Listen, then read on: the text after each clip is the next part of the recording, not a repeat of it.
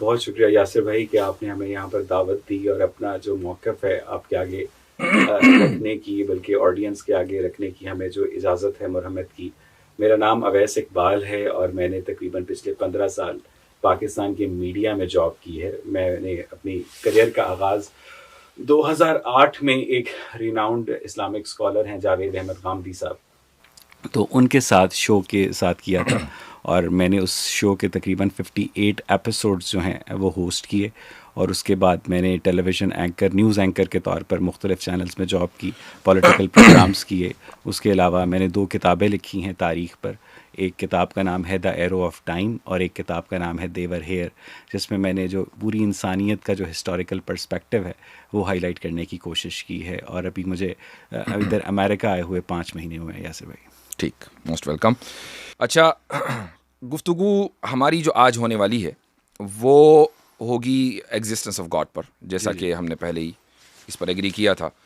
आगे बढ़ने से पहले मैं एक चीज़ आपसे पूछना चाहूँगा, और वो ये कि इस वक्त पाकिस्तान से या इंडिया में भी जो नॉन अपोस्टेट्स हैं, जिनका समझ लीजिए कि सोशल मीडिया एक्टिविज़म बहुत मारूफ है, वो कोई भी हों, उनका जो आगाज़ होता है वो तो बड़ा हम्बल होता है, लेकिन फिर उसके बाद होता ये है कि जो हिंदुत्व ट्रोल्स हैं वो उनके साथ लगकर उनको ओजे सुरैया पर पहुंचा देते हैं सब्सक्राइबर्स के एतबार से।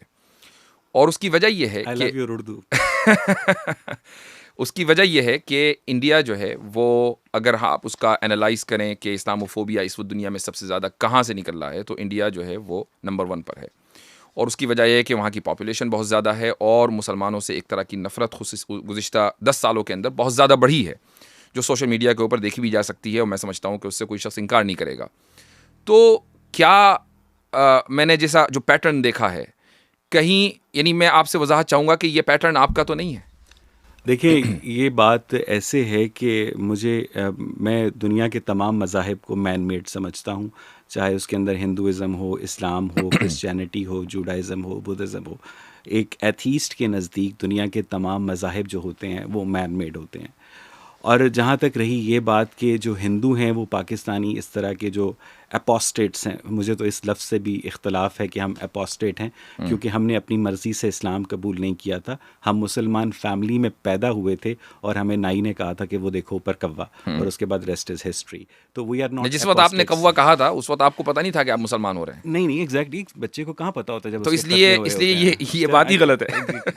कमिंग जी, बैक आगे टू माई बढ़ें। जी। पॉइंट कि जहाँ तक रही ये बात कि जब मैं आरजू काज़मी के साथ पॉलिटिकल शोज़ करता हूँ तो उस पर मुझे इंडिया की तरफ से अप्रिसिएशन मिलती है और तनकीद का भी सामना करना पड़ता है, लेकिन मजहबी एस्पेक्ट से कभी भी ऐसा नहीं हुआ कि एटलीस्ट मेरे केस में कि मुझे क्या कहते हैं हिंदू सपोर्ट की ज़रूरत पड़ी हो या हिंदू सपोर्ट मुझे मिली हो। और मैं इस बात से भी इख्तलाफ करता हूँ कि इंडिया जो है वो इस्लामोफोबिया के अंदर दुनिया में नंबर 1 है, क्योंकि मैं समझता हूँ कि शाहरुख खान जो है वो एक मुस्लिम बैकग्राउंड के साथ वहाँ पर शाहरुख खान है, आमिर खान एक मुस्लिम बैकग्राउंड के साथ आमिर खान है, एंड दिलीप कुमार साहब, और एक बहुत बड़ी हिस्ट्री है वहाँ पर मुसलमानों की। वहाँ पर मुसलमान प्रेसिडेंट्स भी रहे हैं, वहाँ पर मौलाना अबुल कलाम आज़ाद भी रहे हैं, जिनके जो बर्थडे है 8 नवंबर वो तालीम का दिन के तौर पे मनाया जाता है इंडिया में।